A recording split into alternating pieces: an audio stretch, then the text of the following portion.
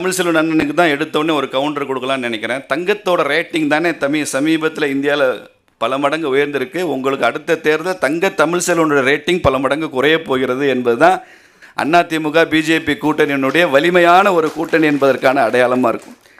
உங்கள் நாடாளுமன்றத்திற்கு கீழே தேனியில் 6 சட்டமன்றம் இருக்குது. 6லையுமே முதலிடத்தில் தமிழ்செல்வன் அவர்கள் இப்போது வந்திருக்கிறார், பாராட்டுக்கள். ஆனால் 2026 அப்படி இருக்காதுங்க. 6லையுமே உங்கள் கூட்டணி 2ஆம் இடமோ 3ஆம் இடமோ தான் போகும். தேசிய ஜனநாயக கூட்டணி தான் இங்கே முதலிடத்தில் வெற்றி பெற போகிறது என்கிற உத்தரவாதத்தை நான் இந்த மேடையிலிருந்து உங்களுக்கு நான் கொடுக்குறேன். அந்தளவு இந்த கூட்டணிக்கான தேவை இன்னைக்கு இருக்கு. இன்னொரு உத்தரவாதத்தையும் சேர்த்து கொடுத்துருங்க. அந்த ஊரில் தான் ஓபிஎஸ் அண்ணன் இருக்காங்க. அவங்க இருக்காங்களா இல்லையா? எதில் இருக்காரான்னு கேட்குறீங்க? அரசியல் கூட்டணியில் இருக்க. அதுவே பிரச்சனை. கூட்டணியில் இருக்க அரசியல் ஓபிஎஸ் அண்ணனோ டிடிவி அண்ணனோ எங்கள் தேசிய ஜனநாயக கூட்டணியில் அவர்கள் பாராளுமன்ற வேட்பாளர்களாக போட்டியிட்டார்கள். இப்போதும் எங்களுடன் தொடர்ந்து எங்கள் கூட்டணியில் தான் இருக்கிறார்கள் என்பதை நீங்கள் ஹரி அவர்களுக்கு நான் உத்தரவாதமாக சொல்லுகிறேன். அண்ணன் வைகை செல்வனையும் சொல்லுங்க. எங்க கூட்டணியில் இருக்கிறவங்களை பத்தி நான் தாங்க சொல்ல முடியும். அதனாலதான் கோலாகலா சொன்னாரு, இது கூட்டணிகளின் கூட்டணின்னு ஆரம்பத்திலே சொன்னாரா இல்லையா? It is alliance of the alliances. அப்படித்தான் சொல்ல முடியுமே தவிர அவர் இல்லை இவர் இருக்கிறார் என்பது அல்ல. அதனால அலையன்ஸ் டைனமிக்ஸ் மாறும். தமிழகத்தை பொறுத்தவரை கட்சிகள் தேர்தலில் வெற்றி பெறுவதில்லை, கூட்டணிகள் தான் வெற்றி பெறுகிறது என்பது தான் 1967 இருந்து இருக்கு.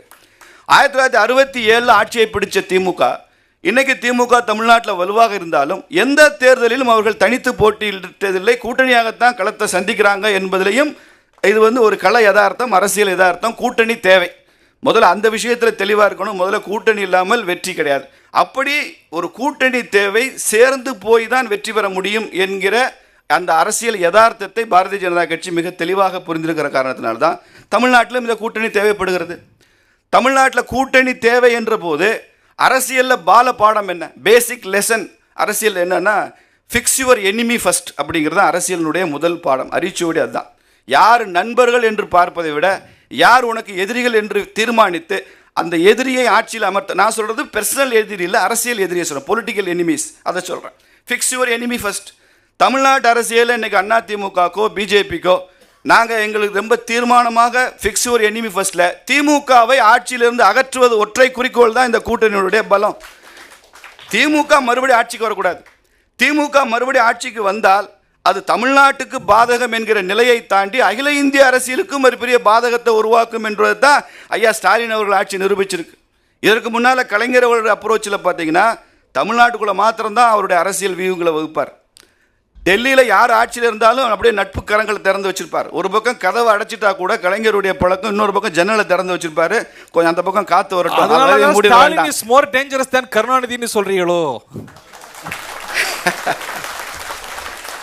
திமுக இஸ் லெஸ் இம்மெச்சூர். அதாவது கலைஞர் திமுக விட ஸ்டாலின் திமுகவுக்கு பக்குவம் இல்லைன்னு சொல்கிறேன். நான் தனிநபர்களை பற்றி நான் சொல்லலை.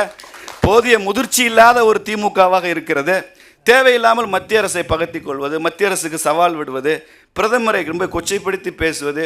நீங்கள் திமுகவினுடைய சமூக ஊடகங்கள்லாம் போனீங்கன்னா பிரதமரை பற்றின மீம்ஸு, பிரதமரை பற்றின கார்ட்டூன்லாம் எவ்வளவு மோசமாக வருகிறது என்பதெல்லாம் தெரியும். அதை பற்றி விவாதத்துக்குள்ளே நாம் போக வேண்டாம், நீங்களே தெரிந்த விஷயம்தான் அது. அப்படி இது இந்தியாவிற்கு எதிரான ஒரு நிலை என்கிற ஒரு அரசியலை இங்கே செய்கிற காரணத்தினால தமிழ்நாட்டில் தொடர்ந்து இந்த ஆட்சி அது ஃபெயிலியர் மாடலாக, திராவிட மாடல் அப்படின்னாலே அது ஃபெயிலியர் மாடல். திராவிடம் என்ற கன்ஸ்ட்ரக்ட் சித்தாந்தம் எப்படி பொய்யானதோ தவறானதோ, திராவிட மாடல் என்பதும் தவறானது என்பது தான் பிஜேபி அதிமுக கூட்டணி நாங்கள் சொல்லி கொண்டிருக்கிறோம். ஏன்னா இந்த மாடல் ஆட்சி என்பதே இல்லை, தொடர்ந்து ஃபெயிலியர். இப்போ கூட நான் ஹரியை கேட்டுக்கிறேன், கொஞ்சம் லைட்டெல்லாம் கூட கொஞ்சம் குறைச்சி வச்சுக்க. ஏன்னா இபி பில் எவ்வளோ வரும்னு தெரியாது இந்த மாதம் உங்களுக்கு, அவ்வளவு இபி எலக்ட்ரிக் பில். நான் வழக்கமாக தங்குற ஹோட்டல்லாம் தங்கியிருந்தேன், ரூம் ரெண்ட் 1000 ரூபா கூட்டியிருக்கிறாரு. 1000 ரூபா ஏன் கூட்டினா இபி பில்லெல்லாம் கூட்டி போச்சு சார். பாருங்கள் போன மாதம் பில்லை பாருங்கள், இந்த மாதம் பில்லை பாருங்கள். கரண்ட்டை தொட்டால் தான் ஷாக் அடிக்கும்னா இல்லை, கரண்ட்டு பில்லை தொட்டாலே ஷாக் அடிக்கிற காலம் திமுக ஆட்சி காலம். முன்னால் அவங்க இருண்ட காலமாக இருந்தது, இப்போ கரண்ட்டு பில்லை பார்த்து மிரண்ட காலமாக மாறிவிட்டது திமுகவினுடைய ஆட்சி.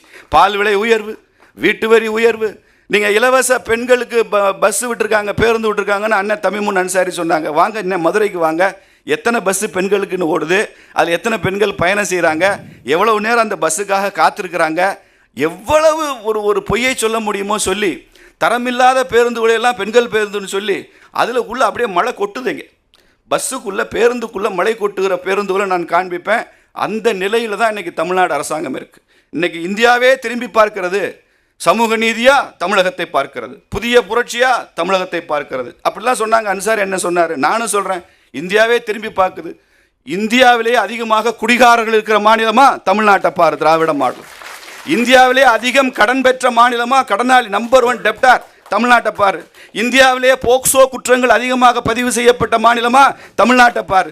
இந்தியாவிலே பெண்கள் மீதான பாலியல் வன்முறை மிக மிக அதிகமாக நடக்கிற மாநிலமாக தமிழ்நாட்டை பாரு. எல்லாத்துக்கும் தமிழ்நாடு ரோல் மாடலாக இருக்க. திமுக ஆட்சியில் இருக்கும், முன்னாள் அதிமுக அமைச்சர்கள்லாம் ஜெயிலுக்கு போவாங்க ஊழல் குற்றச்சாட்டில். இது நடக்கும். மறுபடி அதிமுக ஆட்சிக்கு வரும்போது திமுக அமைச்சர்கள் ஜெயிலுக்கு போவாங்க, திமுக ஆட்சி இருக்கிறப்ப அதிமுக அமைச்சர்கள் ஜெயிலுக்கு போவாங்க. அரசியல் ஆச்சரியம், அண்ணன் ஸ்டாலின் அவர்கள் ஆட்சியில் தான் திமுக ஆட்சி நடக்கும்போதே திமுக அமைச்சர்கள் ஜெயிலுக்கு போகிற ஆட்சி. இதில் எந்த வழக்கிலையும் மத்திய அரசாங்கம் போட்ட வழக்கே இல்லை. பல பேர் நினச்சிக்கிறீங்க செந்தில் பாலாஜி 400 நாள் உள்ளே இருந்தது காரணம் மோடி அரசாங்கம் போட்ட வழக்கு இல்லை, மாநில அரசாங்கம் போட்ட வழக்கு. இன்னைக்கு டாஸ்மாக்ல 1000 கோடி ஊழல்னு இடி ரைடு நடத்துறது காரணம் மத்தியில இருந்து மோடி ஐயா ரைடு நடத்துறாருன்னு நினைக்கிறீங்க. தவறா புரிஞ்சிருக்கீங்க அண்ணன், தவறா புரிஞ்சிருக்கீங்க. டாஸ்மாக்ல இடி ரைடு நடத்துறது காரணம் முன்னாள் மாநில அரசு 41 எஃப்ஐஆர் டாஸ்மாக் மேல போட்டதுனால தான் இடி ரைடு நடக்குது. ஒரு எஃப்ஐஆரோ சார்ஜ் ஷீட்டோ இல்லாமல் இடியோ சிபிஐயோ ரைடுக்கு வர முடியாதுங்க. எந்த வழக்கும் மத்திய அரசு தொடரல. நீங்க தொடர்ந்து போனதுக்கு தான் குட்டு வச்சாங்கல்ல உச்சநீதிமன்றத்தில் ரிலீஸ் ஆகிட்டு போட்டு சார். பட் அது காரணம் தமிழ்நாடு இல்லையே, அது காரணம் மத்திய அரசாங்கம் இல்லை. நாங்கள் அதை தானே சொல்றோம். இடியோ சிபிஐயோ இண்டிபெண்டன்ட் ஆர்கனைசேஷன்ஸ். நீங்க இடி ஒரு ரைடு நடத்தினா உடனே அரசியல் நோக்கம் கற்பிக்கிறீங்க, பழி வாங்குதுங்கிறீங்க. இப்போ சேவூர் ராமச்சந்திரன் மேல டிவிஎஸ்சி ரைடு நடந்திருக்கு. அதுக்கு என்ன காரணம்? அதுக்கு என்ன பழிவாங்கல்? அதிமுகவுடைய முன்னாள் அமைச்சர்கள் மீது ரைடு நடத்தினா அது அரசியல் ரீதியாக நடவடிக்கை இல்லை, சட்ட ரீதியாக நடவடிக்கை. திமுக அமைச்சர் மீது ரைடு நடத்தினா அது வந்து ஈடியோட உள்நோக்கம் கற்பிப்பீங்களா? என்ன சார் நியாயம்? அரசியல் நியாயமே சொல்லட்டும், ஹரிஹரன் அப்படி சொல்லக்கூடாது. நீங்க நியாயஸ்தரா பேசணும். இல்ல எல்லா அரசியல் கட்சிகளுக்கும் நியாயங்கிறது ரத்தம் தக்காளி சட்னி தானே, எல்லா கட்சிகளுக்கும். யாருக்கு நான் சொல்ல வலியுறுத்துற கருத்து இது எல்லாமே தமிழக அரசு போட்ட வழக்கு அந்த அடிப்படை தான். அண்ணன் சொன்னாங்கல்ல, இது சுயமரியாதை கூட்டணின்னு சொன்னார். என்ன சுயமரியாதை? நான் ஒன்றுனா சொல்கிறேன் கேளுங்க. 70 விடுதலை, ராஜீவ்காந்தி கொலை வழக்கில் 70 விடுதலைங்க. 70 விடுதலை காங்கிரஸ் கட்சி, தமிழ்நாடு காங்கிரஸ் கட்சி ஏற்றுக்கொள்ளவில்லை, எதிர்க்கிறது. தேசிய காங்கிரஸ் கட்சியும் அதை எதிர்க்கிறது. போராட்டம் பண்ணியிருக்கணும்ல, ஒரு ஸ்ட்ராங்காக ஒரு ஸ்டேட்மெண்ட் கொடுத்துருக்கணும்ல. தமிழ்நாட்டில் ஆள்றது திமுக ஆட்சி, கூட்டணி. நாளைக்கு சீட்டு கிடைக்காது. கேஎஸ் அழகிரி அப்போ தலைவராக இருக்கிறாரு. வாயில் கருப்பு துணியை கட்டிக்கிட்டு தண்டவாளத்தில் அவர் மாத்திரம் தனியாக அனாதையா உட்கார்ந்துக்கிட்டு கருப்பு கொடி கட்டி நான் எதிர்ப்பு தெரிவிக்கிறேங்கிறார். இப்படி ஒரு கட்சி இருக்க முடியுமா? திமுக கூட்டணியங்க. நான் சொல்றது கொஞ்சம் காரமாக இருந்தாலும் சொல்றேன், அது ஆண்டான் அடிமை கூட்டணி. திமுக ஆண்டான் கட்சி, மற்றவர்களை அடிமையாக நடத்துகிற கட்சி. என்ன நான் பெரிதும் மதிக்கிற எங்கள் அண்ணன் திருமாவளவன், அவர் மீது எனக்கு பெரிதும் மரியாதை உண்டு. அவரால் ஒரு அம்பேத்கரை பற்றி ஒரு புத்தகம் வெளியிடுறாங்க, அந்த நிகழ்ச்சிக்கு போக முடியல, போகக்கூடாதுன்னு சொல்கிறாங்க. அதுக்கப்புறம் தான் ஆதவர்ஜுன அனுப்பிச்சு வச்சார். அதுக்கப்புறம் அரசியல் வேற மாதிரி போச்சுன்னு வச்சுங்க. மார்க்சிஸ்ட் கட்சியினுடைய மாநில செயலாளராக இருந்தார் பாலகிருஷ்ணன். அவர் என்ன சொன்னார்? தமிழ்நாட்டில் எந்த போராட்டங்களையும் இந்த அரசாங்கம் அனுமதிப்பதில்லை. இது என்னங்க, இது தப்பு இல்லை? பிஜேபி சார்பாக கூட சொல்கிறேன், 4 வருஷத்தில் எந்த ஒரு போராட்டத்தையும் திமுக அரசு அனுமதிப்பதில்லை, காவல்துறை அனுமதிப்பதில்லை. அதை தாண்டி போராட்டம் நடத்தினா கைது நடவடிக்கை, மண்டபத்தில் அடிச்சுறாங்க, ராத்திரி 8 மணி 9 மணிக்கு ரிலீஸ் பண்ணுறாங்க. ஒவ்வொருத்தர் மேலேயும் 100கணக்கான வழக்கு இருக்குது, எல்லா பிஜேபிக்காரன் மேலே. ஏன் அப்படி? பக்கத்தில் இருக்கிற கேரளாவில் எதிர்கட்சிகள் நடத்துகிற போராட்டத்துக்கு மார்க்சிஸ்ட் அரசாங்கம் அனுமதி கொடுக்கலையா? பெங்காலில் மம்தா பானர்ஜி சர்வாதிகாரி மாதிரி ஆட்சி செய்கிற இடங்களில் கூட அங்கே நடத்துகிற போராட்டங்களுக்கு அரசு அனுமதி கொடுக்குது. அதை தாண்டி போராட்டத்தில் வன்முறை என்று வரும்போது நடவடிக்கை எடுக்கிறாங்க. விடுதலை சிறுத்தைகள் மதுரையில் கொடியேற்ற முடியல. அண்ணன் பாலாஜி இங்கே வந்து உட்காந்துருக்கிறார், விசிகா எம்எல்ஏ. மதுரையில் விடுதலை சிறுத்தைகள் வெளிச்சின்னத்தம்ன்ற ஊரில் கொடியேற்றுறதுக்கு எவ்வளோ தடைன்னு கேளுங்க. அரசாங்கம் எவ்வளோ கெடுபிடி காட்டினாங்கன்னு பாரு. ஒரு கொடி ஏற்ற முடியலைங்க விசிகானால. இதுதான் நிலைமை. அப்போ பாலகிருஷ்ணனை மாற்றிட்டாங்க மாநில செயலாளராக இருந்து, புது செயலாளர் வந்தார். இந்த அரசாங்கம் தன்னுடைய ஆட்டிடியூடை மாற்றிக்கல, ஆழ மாற்றுற அளவுக்கு தெம்பு இருக்கு. அவரால் திருமாவளவன் அவர்களை அம்பேத்கர் புத்தக வெளியீட்டுக்கு போகக்கூடாது என்று சொல்ல முடிகிறது.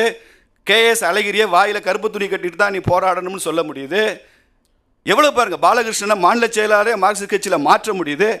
அண்ணாமலையை மாற்றினாங்கன்னு சொல்ல போறாங்க. வெளிப்படையா சொல்லுங்க. அப்படி வெளிப்படையாக என்ன நடந்திருக்கா? நீங்கள் உள்ளுக்குள்ளே நடந்துச்சுன்னு ஊகம் பண்ணிலாம் எதுவும் பேசக்கூடாது.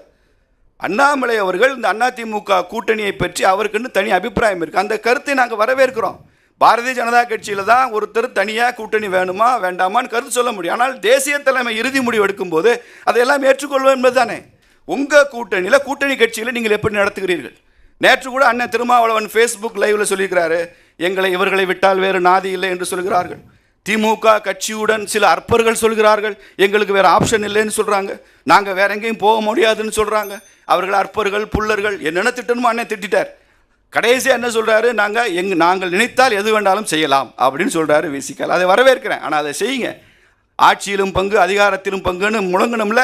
நான் கேட்குறேன், அன்சார் அண்ணனுக்கு சவால் விட்டு கேட்குறேன், பின்னால் வர பாலாஜி அண்ணனுக்கு கேட்குறேன், எந்த கூட்டணி வலிமையானது என்பதை விடுங்க. இந்த கூட்டணியில் மறுபடியும் 2026 திமுக ஆட்சிக்கு வந்தால் ஆட்சியிலும் பங்கு அதிகாரத்திலும் பங்கு என்பதை திமுக ஏற்றுக்கொள்ளுமா? நீங்கள் வலியுறுத்துவீர்களா விடுதலை சிறுத்தைகள் என்பதை எனக்கு பின்னால் வந்து சொல்லுங்கள். அப்படி நாங்கள் சொல்ல மாட்டோம், அது எங்கள் அஜெண்டா இல்லைன்னா அதை ஏன் ஒரு பொலிட்டிக்கல் நேரேட்டிவாக நீங்கள் செட் பண்ணுங்கன்னு சொல்லுங்கள். ஆனால் கூட்டணின்றது வெறும் அரித்மேட்டிக்ஸ் மட்டும் இல்லை, கெமிஸ்ட்ரி என்ன செய்யும்? பல இடங்களில் வேலை செய்யும். இந்த கூட்டணி 2024 நாடாளுமன்றத்தில் வந்திருந்தா அண்ணன் தங்க தமிழ்ச்செல்வன் இங்கே எம்பியாக வந்திருக்க மாட்டார், திமுகவினுடைய முக்கியமான மாவட்ட செயலாளராக வந்து உட்காந்துருப்பார். இங்கே நான் வந்து மெம்பர் ஆஃப் பார்லிமெண்ட்டாக இங்கே உட்காந்துருப்பேன். வலிமையான கூட்டணி இந்த கூட்டணி. மக்களுக்கு இந்த ஆளும் கட்சி மேலே அதிருப்தி அதிகமாக இருக்கிறது, பல மடங்கு அதிகமாக இருக்குது. அவங்கெல்லாம் அப்படியே உப்பரிகையிலையும் மாடங்களில் இருந்து கொண்டு பார்க்குறாங்க.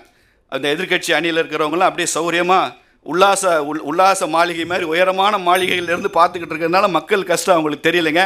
நாங்கள் களத்தில் இருக்கிறோம், ஒவ்வொரு கணமும் மக்களோடு இருக்கிறோம், அவங்க பல்ஸ் நாடி துடிப்பு தெரிஞ்சு சொல்கிறோம். அதிமுக பிஜேபி கூட்டணி ஆட்சிக்கு வருவது உறுதி 2026 என்பதை வலியுறுத்தி சொல்லுகிறேன்.